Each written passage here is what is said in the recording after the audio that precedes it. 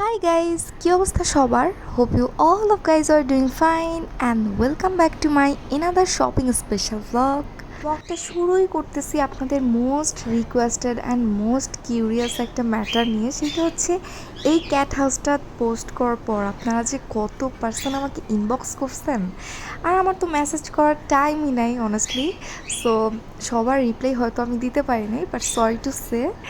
And now I am গনা revealing this cat house. And এই cat হাউসটা Shakib আমাকে হঠাৎ এনে দিছে বাসায়, মানে আমি জাস্ট ইমাজিনই করি নাই। ও নিজে নিজেই স্ক্রল করে আর ক্যাট রিলেটেড কোনো কিছু একটা পেলেই নিয়ে চলে আসে, আমাকে বলেও না। তো ক্যাট হাউসটা এত বেশি মিসমেরিক, যেটা আপনারা দেখতেই পাচ্ছেন, অ্যান্ড খুবই খুবই কিউট। অ্যান্ড ক্যাট হাউসটা আনার সাথে সাথে ইকরি যে কীভাবে বুঝছে এটা ওরই জিনিস, ও জাস্ট উঠে বসে আছে তো আসেই, আমি যে একটা শুধু শুধু ভিডিও করব এই অপরচুনিটিও আমাকে দিতেছিল না। যাই হোক, ওই দিন সারাটা দিনই বৃষ্টি ছিল, আমরা একটু শপিংয়ে বের হয়েছিলাম, অ্যান্ড এত বৃষ্টি যে আমরা রোডের একটা সাইডে দাঁড়াইছিলাম বৃষ্টি থেকে বাঁচার জন্য। অ্যান্ড বৃষ্টি শেষেই তো আমরা মুশফিকের বার্থডে ছিল সামনে, সো ওর জন্য টি শার্ট কিনতে গেছিলাম গিফট হিসেবে। অ্যান্ড সেই দিন সাকিবও ওর জন্য একটা টি শার্ট কিনে, বলতে গেলে ওরা দুই ভাই একসাথে টুইনিং করে পড়তে চাইছিল, সো দ্যাট ওরা সেম সেম টি শার্ট কিনছে। অ্যান্ড দেন আমি একটু গেছিলাম মুন্স গ্যালারিতে। এখন মুন্স গ্যালারিতে ইদানিং ঢোকাই যাচ্ছে না, কাজ ওরা ভ্যাটের নাম করে এত বেশি এক্সট্রিম প্রাইস রাখতেছে, যেটা একদম বলার বাইরে। যাই হোক, তারপর একটা হেয়ার ড্রায়ারও কিনে নিয়েছিলাম আমরা। অ্যান্ড দেন আসার সময় খিলগাঁওতে একটা স্ট্রিট পিৎজা আমরা ট্রাই করি।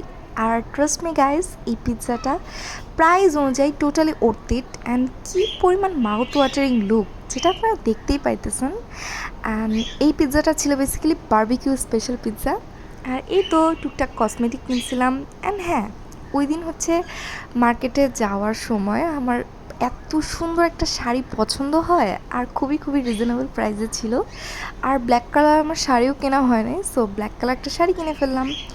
অ্যান্ড দেন এই তো হেয়ার ড্রায়ারটা আনবক্সিং করতেছিলাম। বেসিক্যালি আমার হেয়ার ড্রায়ারটা আমি রাঁচিতে রেখে আসছি, আর আমার হেয়ার ড্রায়ারটা ওইভাবে লাগেও না। আর হেয়ার ড্রায়ার দিয়ে চুল ড্রাই করলে অনেক বেশি রুক্ষ হয়ে যায়, সো দ্যাট আমি ওইভাবে হেয়ার ড্রায়ার ইউজ করি না। বাট ইকরিকে গোসল করানোর পর হেয়ার ড্রায়ারটা ম্যান্ডেটরি হয়ে গেছে, সো দ্যাট কিনেই নিলাম। অ্যান্ড দেন এই তো মিঠাইয়ের বার্গারটা অনেক অনেক দিন পর ট্রাই করলাম। লিটারেলি মিস করতেছিলাম, 2021-22 অনেক বেশি মিঠাইয়ের বার্গার খাওয়া হয়েছে, বাট ইদানিং কেন জানি না মিঠাইয়ের বার্গার কথা ভুলেই গেছিলাম। যাই হোক, তো ইকরিদের জন্য এই ক্যান ফুড যে কত আগে এনে রাখা হয়েছিল, বাট ওদেরকে খাওয়ানোই হচ্ছিল না। সো ওই দিন ওদেরকে খাওয়ানোর জন্য সাকিব লিটারেলি লাস্টলি ক্যানটা ওপেন করে। অ্যান্ড ইকরি এত সোসা আপনারা দেখেন, ও জাস্ট টেবিলের নিচে যে মানে চেয়ারের নিচে থেকে দেখতেছে ওর জন্য কী খাবার রেডি করতেছে। আর ওর মাশাল্লাহ রুচি অনেক ভালো, অ্যান্ড খাবারের বিষয়ে অনেক বেশি কিউরিয়াস। অ্যান্ড এখন যখন খাবার সার্ভ করতেছিল, নিচে থেকে ও তাকায় ছিল, কী যে কিউট লাগতেছিল মাশাল্লাহ। অ্যান্ড দেন এই তো টেবিলের উপরে উঠেই খাওয়া শুরু করছে ওরা। আর এই ক্যান ফুডটা ওরা যে কী যে পছন্দ করছে।